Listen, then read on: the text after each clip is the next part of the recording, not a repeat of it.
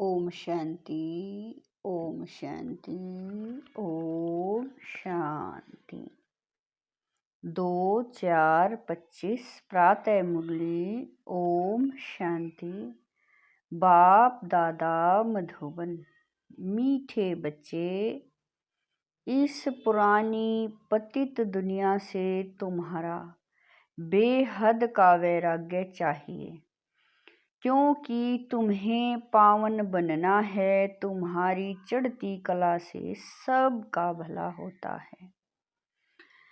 प्रश्न है, कहा जाता है आत्मा अपना ही शत्रु अपना ही मित्र है। सच्ची मित्रता क्या है? उत्तर है, एक बाप की श्रीमत पर सदा चलते रहना, यही सच्ची मित्रता है। सच्ची मित्रता है एक बाप को याद कर पावन बनना और बाप से पूरा वर्षा लेना। यह मित्रता करने की युक्ति बाप ही बतलाते हैं। संगम युग पर ही आत्मा अपना मित्र बनती है। गीत है, तूने रात गवाई सोए के, दिवस गवाया खाए के। ओम शांति। यूं तो यह गीत है भक्ति मार्ग के। सारी दुनिया में जो गीत गाते हैं व शास्त्र पढ़ते हैं, तीर्थों पर जाते हैं, वह सब हैं भक्ति मार्ग। ज्ञान मार्ग किसको कहा जाता है, भक्ति मार्ग किसको कहा जाता है, यह तुम बच्चे ही समझते हो। बाबा कह रहे हैं, वेद शास्त्र उपनिषद आदि यह सब हैं भक्ति के। आधा कल्प भक्ति चलती है और आधा कल्प फिर ज्ञान की प्रारब्ध चलती है। भक्ति करते करते उतरना ही है। 84 पुनर्जन्म लेते नीचे उतरते हैं, फिर एक जन्म में तुम्हारी चढ़ती कला होती है। इसको कहा जाता है ज्ञान मार्ग। ज्ञान के लिए गाया हुआ है 1 सेकंड में जीवन मुक्ति। रावण राज्य जो द्वापर से चला आता है वह खत्म हो, फिर राम राज्य स्थापन होता है। ड्रामा में जब तुम्हारे 84 जन्म पूरे होते हैं तब चढ़ती कला से सबका भला होता है। यह अक्षर कहाँ न कहाँ किसी शास्त्र में है। चढ़ती कला सर्व का भला। सर्व की सदगति करने वाला तो एक ही बाप है ना। सन्यासी उदासी तो अनेक प्रकार के हैं, बहुत मतांतर हैं। जैसे शास्त्रों में लिखा है, कल्प की आयु लाखों वर्ष, अब शंकराचार्य की मत निकली 10,000 वर्ष। कितना फर्क हो जाता है। कोई फिर कहेगा इतने हजार। कलयुग में हैं अनेक धर्म, अनेक मते, अनेक धर्म। सतयुग में होती ही है एक मत। यह है बाप बैठ तुम बच्चों को सृष्टि के आदि मध्य अंत का नॉलेज सुनाते हैं। इस सुनाने में भी कितना समय लगता है। सुनाते ही रहते हैं, ऐसे नहीं कह सकते पहले क्यों नहीं यह सब सुनाया। स्कूल में पढ़ाई नंबरवार होती है। छोटे बच्चों को ऑर्गन्स छोटे होते हैं तो उनको थोड़ा सिखलाते हैं। फिर जैसे जैसे ऑर्गन्स बड़े होते जाएंगे बुद्धि का ताला खुलता जाएगा। पढ़ाई धारण करते जाएंगे। छोटे बच्चों की बुद्धि में कुछ धारणा हो न सके। बड़ा होता है तो फिर बैरिस्टर जज आदि बनते हैं। इसमें भी ऐसे है, कोई की बुद्धि में धारणा अच्छी होती है। बाप कहते हैं मैं आया हूँ पतित से पावन बनाने। तो अब पतित दुनिया से वैराग्य होना चाहिए। आत्मा पावन बने तो फिर पतित दुनिया में रह न सके। पतित दुनिया में आत्मा भी पतित है, मनुष्य भी पतित हैं। पावन दुनिया में मनुष्य भी पावन है, पतित दुनिया में मनुष्य भी पतित रहते हैं। यह है ही रावण राज्य। यथा राजा रानी तथा प्रजा। यह सारा ज्ञान है बुद्धि से समझने का। इस समय सभी की बाप से है विपरीत बुद्धि। तुम बच्चे तो बाप को याद करते हो, अंदर में बाप के लिए प्यार है, आत्मा में बाप के लिए प्यार है, रिगार्ड है, क्योंकि बाप को जानते हैं। यहाँ तुम सम्मुख हो, शिव बाबा से सुन रहे हो, वह मनुष्य सृष्टि का बीज रूप, ज्ञान का सागर, प्रेम का सागर, आनंद का सागर, गीता ज्ञान दाता, परम पिता, त्रिमूर्ति, शिव परमात्मा वाच। त्रिमूर्ति अक्षर जरूर डालना है, क्योंकि त्रिमूर्ति का तो गायन है ना। ब्रह्मा द्वारा स्थापना तो जरूर ब्रह्मा द्वारा ही ज्ञान सुनाएंगे। श्री कृष्ण तो ऐसे नहीं कहेंगे कि शिव भगवान वाच। प्रेरणा से कुछ होता नहीं, न उनमें शिव बाबा की प्रवेशता हो सकती है।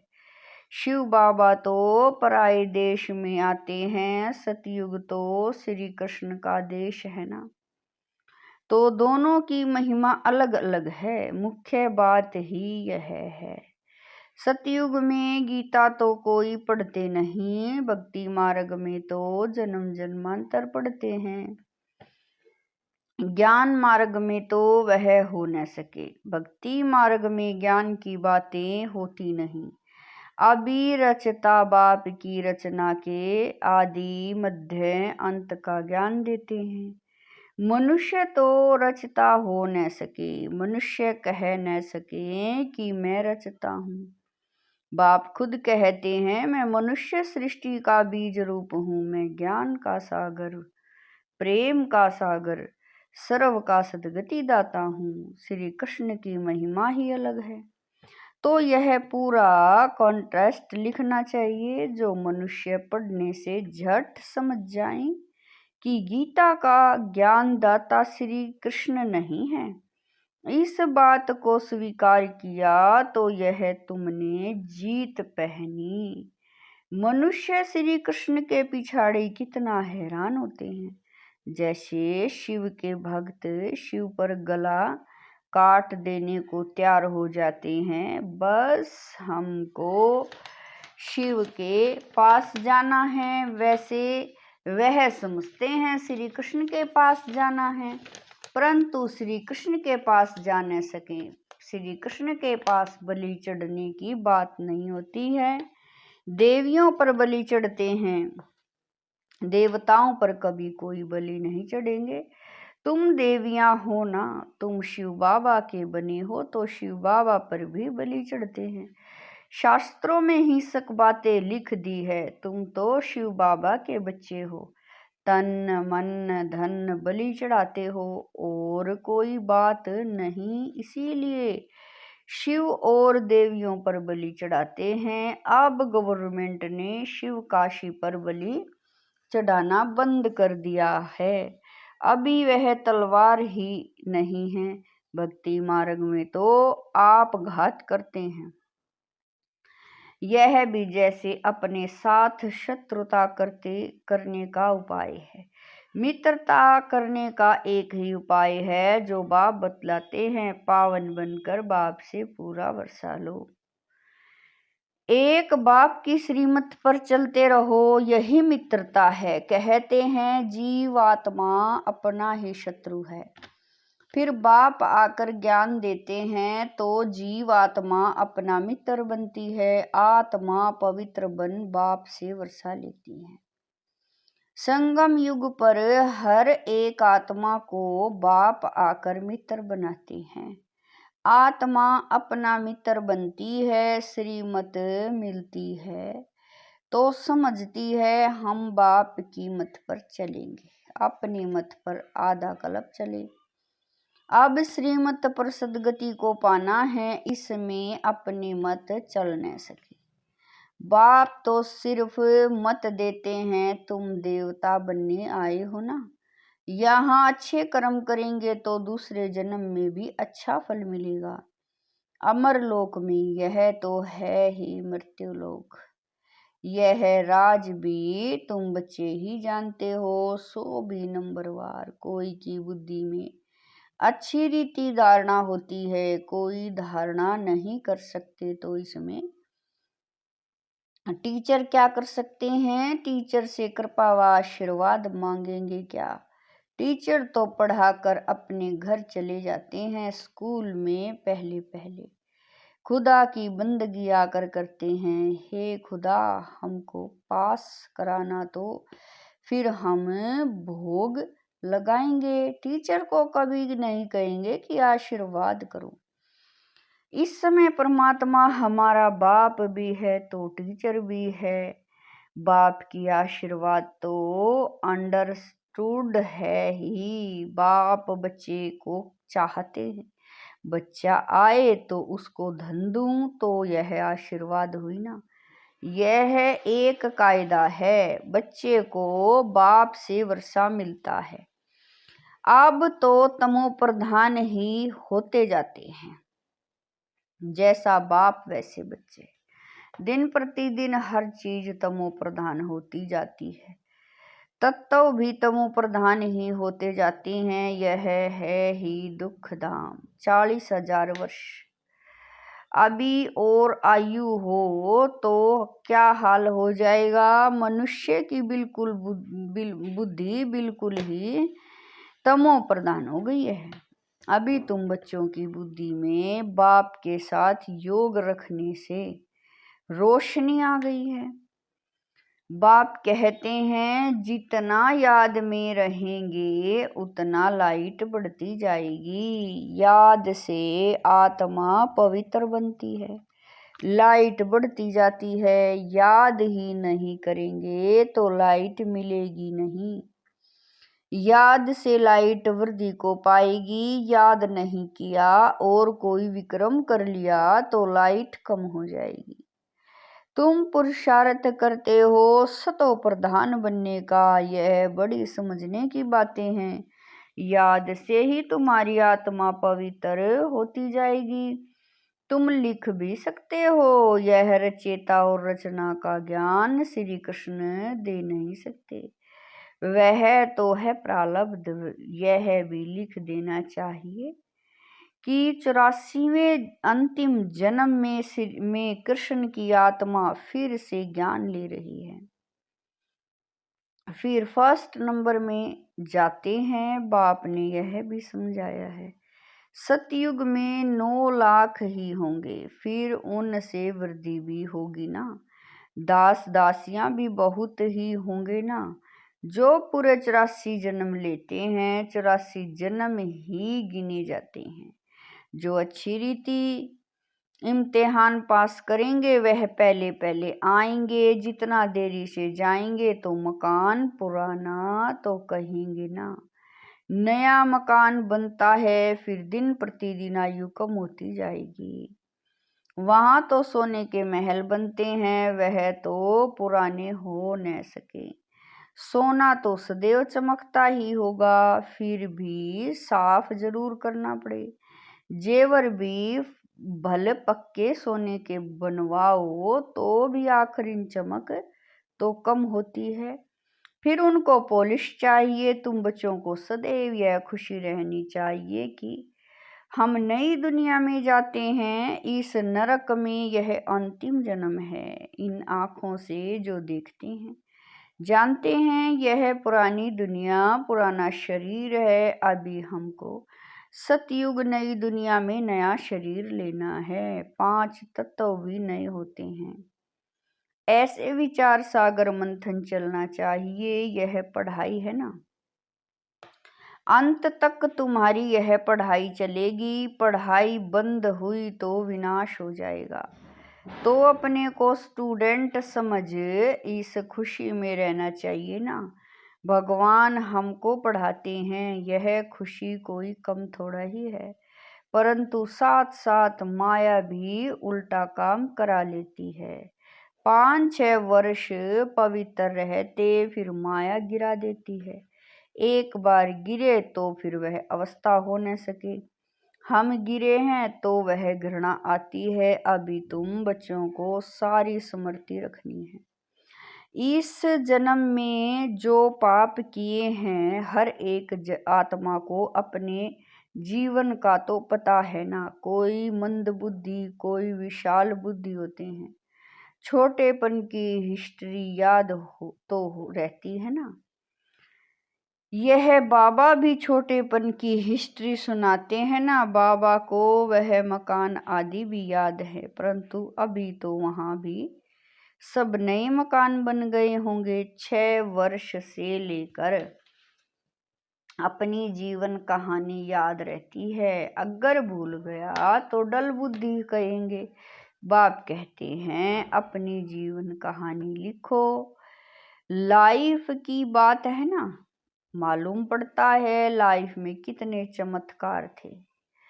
गांधी, नेहरू आदि के कितने बड़े बड़े वॉल्यूम बनते हैं। लाइफ तो वास्तव में तुम्हारी बहुत वैल्यूएबल है। वंडरफुल लाइफ यह है मोस्ट वैल्यूएबल, अमूल्य जीवन।